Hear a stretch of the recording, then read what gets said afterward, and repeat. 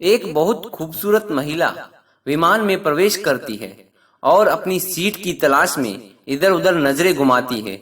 उसने देखा कि उसकी सीट एक ऐसे व्यक्ति के पास में है जिसके दोनों हाथ नहीं है। वह अपाहिज है।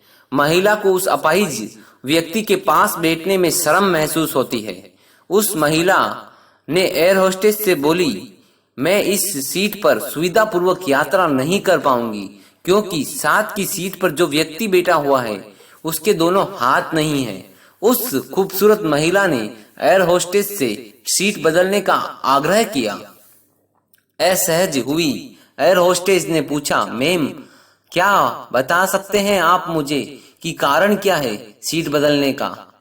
सुंदर महिला ने जवाब दिया, मैं ऐसे लोगों को पसंद नहीं करती। मैं ऐसे व्यक्ति के पास बैठकर यात्रा नहीं कर सकती। दिखने में पढ़ी लिखी और विनम्र प्रतीत होने वाली महिला की यह बात सुनकर एयर होस्टेस अचंभित हो गई।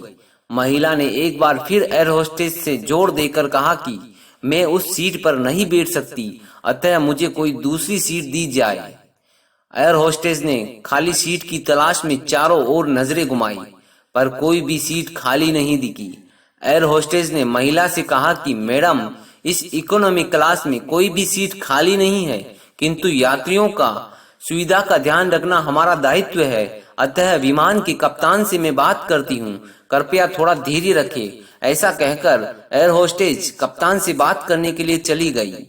कुछ समय बाद लौटने के बाद उसने महिला को बताया, मैडम, आपको जो असुविधा हुई उसके लिए हमें बहुत खेद है।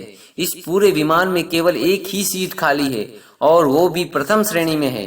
मैंने हमारी टीम से बात की और हमने एक असाधारण निर्णय लिया। एक यात्री को इकोनॉमी क्लास से प्रथम श्रेणी में भेजने का कार्य हमारी कंपनी इतिहास में पहली बार करेगी।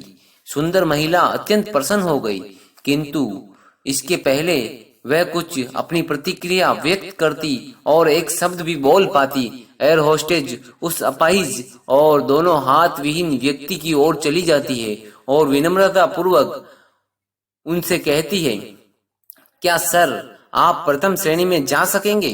क्योंकि हम नहीं चाहते कि आप एक अशिष्ट यात्री के साथ यात्रा करके परेशान हो। यह बात सुनकर सभी यात्रियों ने ताली बजाकर इस निर्णय का स्वागत किया।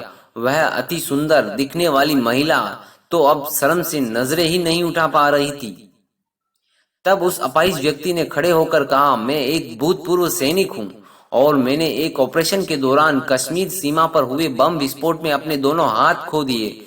सबसे पहले जब मैंने इन देवी जी की चर्चा सुनी तब मैं सोच रहा था कि मैंने भी किन लोगों की सुरक्षा के लिए अपनी जान जोखिम में डाली और अपने दोनों हाथ खो दिए।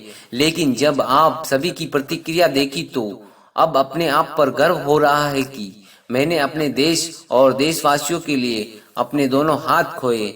और इतना सा कहकर वह आदमी प्रथम श्रेणी में चला जाता है। सुंदर महिला को पूरी तरह से अपमानित होकर सर झुकाए सीट पर बैठ जाती है।